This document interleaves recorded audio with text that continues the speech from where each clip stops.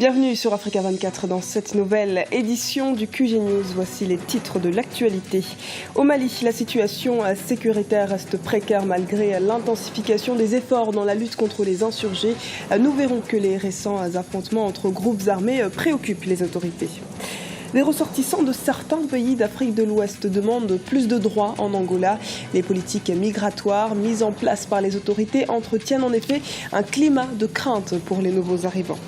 Et enfin, un sport, dès la fin de cette édition, retour sur le match amical ayant opposé ce mercredi le Cameroun et la République démocratique du Congo.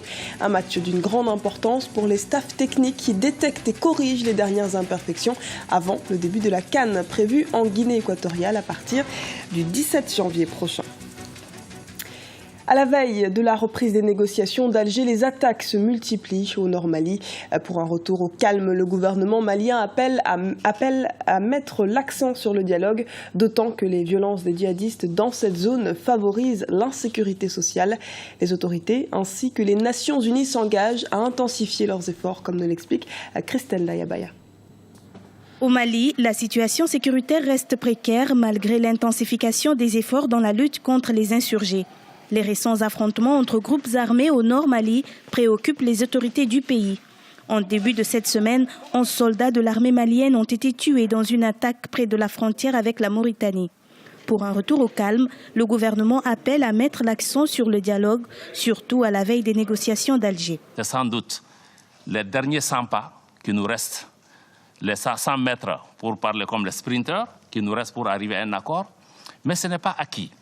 Mais nous n'en sommes pas loin. Mais nous devons accroître la pression et l'attention nécessaires pour que ces 100 pas, on puisse les franchir.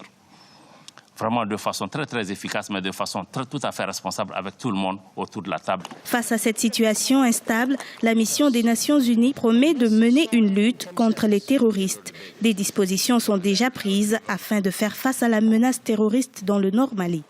Pour pouvoir continuer à opérer dans ce qui reste un environnement extrêmement complexe, extrêmement marqué par la présence des terroristes, des criminels.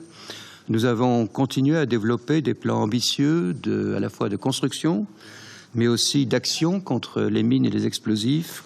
Des efforts, je crois, sans précédent à la mesure de la menace. Mais la mise en œuvre, tout cela se fait dans un certain temps. Depuis juillet 2013, des troupes de plusieurs pays sont déployées pour sécuriser le pays. La reprise du dialogue intermalien est prévue pour le début du mois de février. Les parties maliennes prenant part au pourparlers d'Alger vont s'y retrouver afin d'apporter des amendements au document de paix qui leur a été soumis.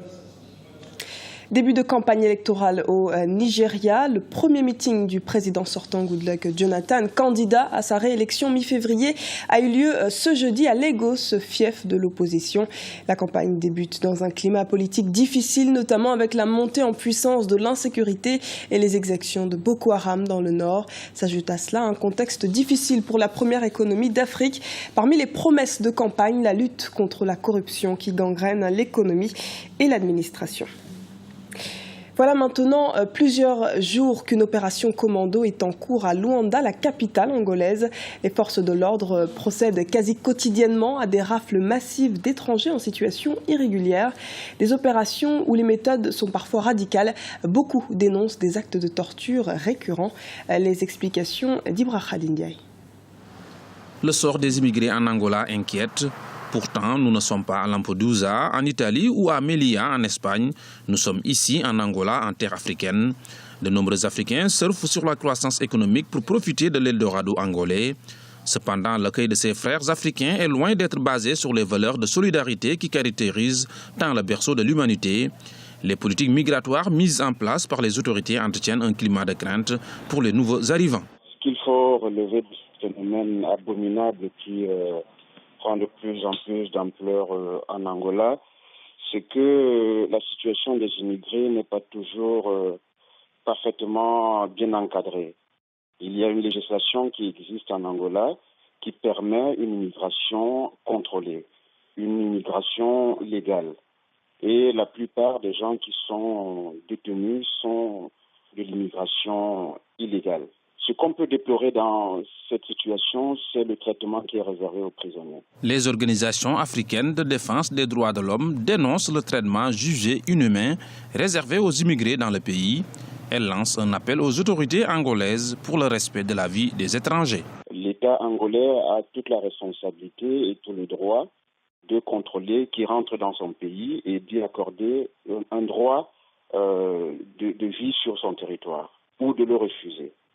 Mais les conditions dans lesquelles se trouvent ces prisonniers sont fatalement déplorables en ce sens qu'il y a des femmes parfois enceintes en situation de vie précaire et qui ne sont pas cadrées et emprisonnés dans des conditions humainement acceptables. Plus de 3000 hommes ont été raflés selon les ONG par la police dans les rues de Luanda, une situation qui est la conséquence de la nouvelle lutte contre l'immigration clandestine.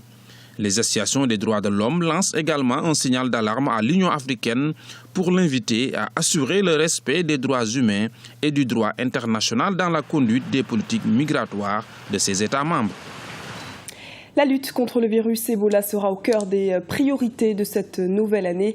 La panoplie des vaccins expérimentaux sur les rangs s'est étoffée pour tenter de répondre à l'épidémie qui frappe l'Afrique de l'Ouest. Les tests expérimentés chez l'homme semblent d'ailleurs s'accélérer pour les deux principaux vaccins, à savoir le RVSV et le CHAD3.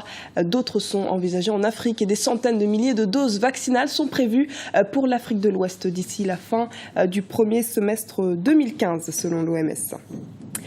Les amoureux du ballon rond attendent impatiemment le début de la CAN de football 2015. Parallèlement, les équipes, elles, se préparent activement à cette grande compétition continentale. Une préparation qui passe notamment par des matchs amicaux, à l'instar du Cameroun et de la République démocratique du Congo, qui se sont rencontrés ce 7 janvier à Yaoundé, capitale camerounaise. Les résultats dans ce reportage de Narcisse Ndoumbe, notre correspondant au Cameroun. C'est par un match nul, un but partout, que les Lions indomptables du Cameroun et les Simba de la République démocratique du Congo ont démarré leur préparation pour la CAN 2015. Les deux équipes ont profité de la rencontre amicale de ce mercredi à Yaoundé pour tester de nouvelles combinaisons et associations de joueurs. Côté camerounais, pas moins de 5 joueurs ont été testés dans l'axe de la défense, fragilisés par les blessures d'Nkoulou et Mbia. Le but inscrit par les Congolais dans les arrêts de jeu a mis à nu des lacunes à travailler avant le coup d'envoi de la CAN. Il faut aussi dire qu'il ne faut pas prendre un but comme ça au dernier moment. Il ne faut pas. On peut faire autre chose. Alors ça, c'est quelque chose... c'est toujours très important de savoir qu'il faut apprendre quelque chose. Alors il y avait vraiment aussi... Il manque un peu d'expérience pour contrôler les dernières minutes, c'est tout. Du côté des joueurs camerounais, malgré le manque d'expérience du groupe, il n'est pas question d'aller en Guinée équatoriale faire de la figuration. C'est vrai qu'on est toujours en reconstruction, mais on a de la qualité dans l'équipe, ça c'est sûr. On a des bons joueurs qui ont des rôles importants dans leur club. Et bien sûr, on ne va pas à la CAN juste pour participer. On veut aussi gagner quelque chose là-bas, ça c'est sûr. Côté congolais, on envisage de poursuivre au-delà de la CAN 2015 la restructuration totale de la sélection et du football national en général. Parce qu'on est un pays où on joue énormément au football. On a du talent, mais du talent qui n'est pas détecté et qui n'est pas formé. Donc on a l'ambition de commencer à le faire et avancer comme tous les autres. Les deux adversaires du jour sont issus du même groupe de qualification. En Guinée équatoriale, la RDC évoluera dans le groupe B à Ebébéine en compagnie du Cap-Vert, de la Zambie et de la Tunisie. Le Cameroun, quant à lui, est logé dans le groupe D à Malabo avec la Côte d'Ivoire, le Mali et la Guinée. Ce journal a été réalisé par l'ensemble de la rédaction. Nous vous remercions pour votre fidélité. Retrouvez dans un instant une nouvelle édition du QG News sur Africa 24.